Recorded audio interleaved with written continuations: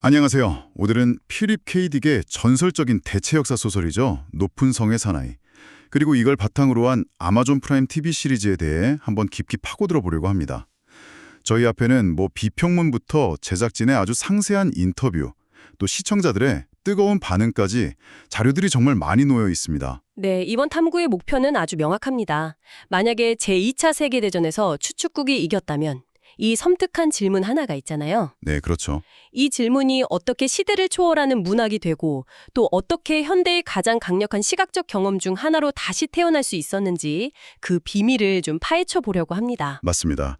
단순한 줄거리 요약을 넘어서 이 어두운 거울이 오늘날 우리에게 뭘 비추고 있는지 그 핵심을 함께 찾아보겠습니다. 자, 그럼 이 세계관부터 한번 제대로 짚어봐야 할 것 같은데요. 네네. 이 이야기는 결국 만약에라는 가정에서 출발하는데 그 세계가 정말 집요할 정도로 상세하잖아요. 맞습니다. 대체 어떤 세상이길래 소설 배경이 1962년이죠.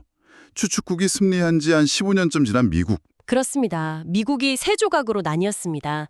동부는 대나치 제국, 서부는 일본 태평양 연방, 그리고 그 사이 로키 산맥을 따라서 황량한 중립지대가 있죠. 역사가 뒤풀린 결정적인 순간이 있었다고요? 네, 1933년입니다. 프랭클린 디 루즈벨트 대통령 당선인이 암살당하는 사건.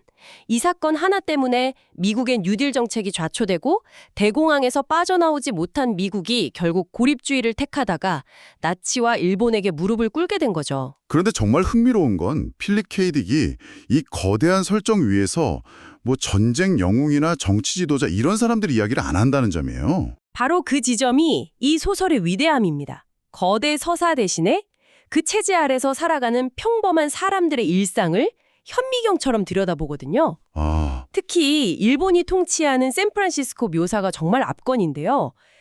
백인들이 2등 시민으로 전락해서 겪는 그 묘만 인종적 역전 관계? 이걸 정말 세밀하게 그려내요. 예를 들면 어떤 장면들이 있을까요? 백인 골동품 상인이 일본인 고객 앞에서 쩔쩔맨나거나 거리에서 마주친 일본인한테 먼저 고개를 숙인다거나 이런 작은 디테일들로 거대한 역사의 변화가 개인의 삶을 어떻게 바꾸는지 보여주는 겁니다. 그리고 그 평범한 인물들을 뒤흔드는 아주 기발한 장치가 나오죠. 네. 바로 소설 속의 소설인 메뚜기는 무겁게 짓누른다 라는 책입니다. 작중 인물들이 몰래 돌려읽는 금선대 놀랍게도 그 내용이 연합국이 전쟁에서 승리한 바로 우리가 아는 그 역사를 다루고 있죠. 여기서 더 깊이 들어가면 아주 흥미로운 장치가 하나 더 등장하는데요.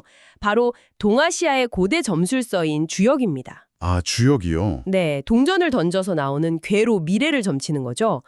소설 속 인물들이 중요한 결정을 내릴 때마다 이 주역에게 길을 묻습니다. 근데 제가 듣기로는 가장 놀라운 사실이 작가 본인도 이 소설의 플롯을 결정하려고 주역을 직접 썼다는 거잖아요. 와, 알고 계시네요. 맞습니다. 아니, 소설 속 인물도 아니고 작가가 직접 이야기의 방향을 주역에 맡겼다니요. 바로 그게 핵심입니다.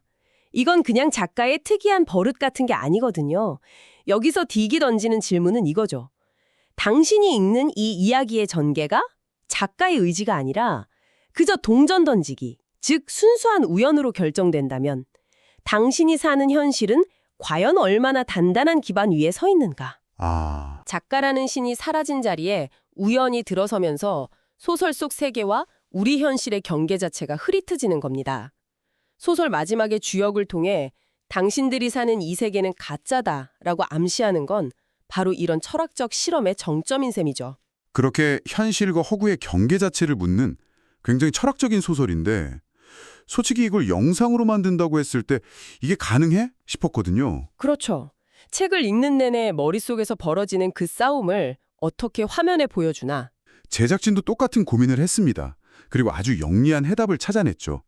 원작의 핵심 장치였던 소설책을 뉴스릴 필름으로 바꾼 겁니다. 아, 그 필름들 정말 신의 한 수였어요. 그렇죠.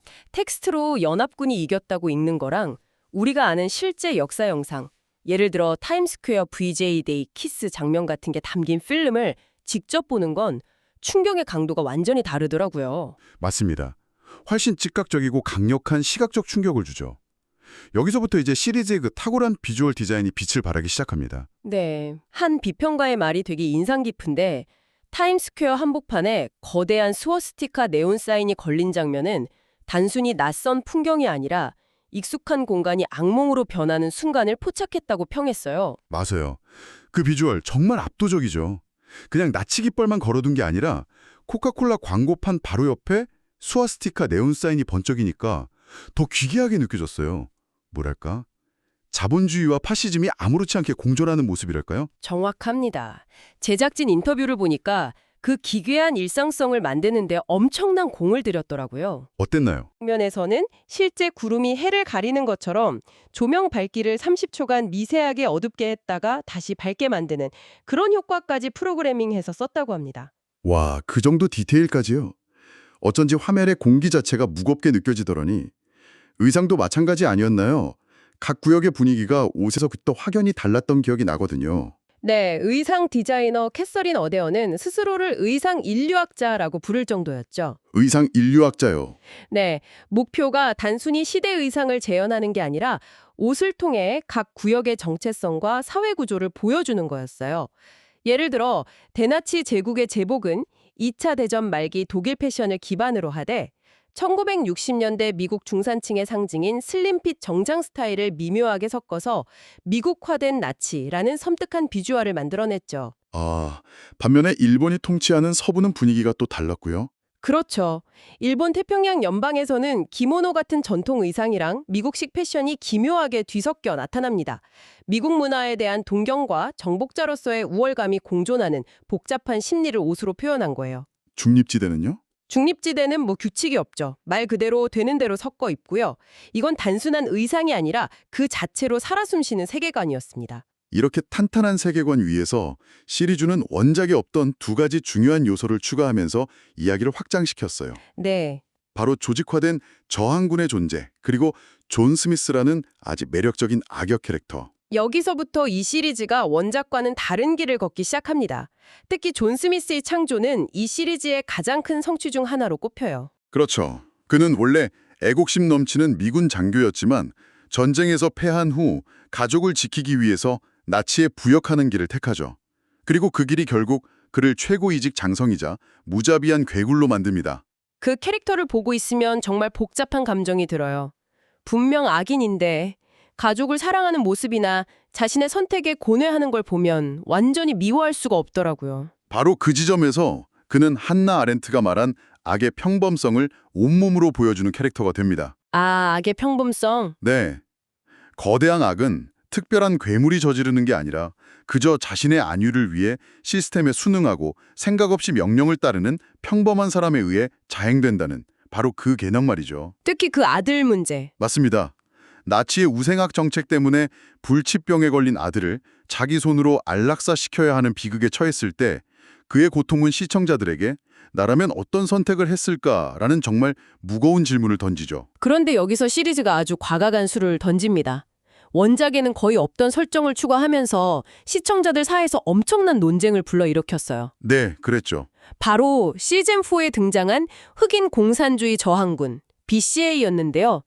이 부분이 왜 그렇게 뜨거운 감자가 됐을까요? 일부 시청자들 사이에서 현대의 정치적 올바름, 소위 SJW, 의제를 억지로 주입했다는 비판이 터져나왔기 때문입니다. 아, 한 시청자 리뷰에는 흑인 공산주의 저항이라니 이건 쇼의 일부가 아니었다. SJW 선전물이 대본을 망쳤다. 이런 식의 격한 반응도 있었죠. 이 세계관에 어울리지 않는 억지 설정이라는 주장이었어요. 하지만 그게 정말 억지 설정일까요? 역사적으로 보면 오히려 굉장히 설득력 있는 전개 아닌가요? 맞습니다. 한 역사 전문가는 이런 비판이 오히려 역사에 대한 몰이해를 드러낸다고 지적합니다. 생각해보세요.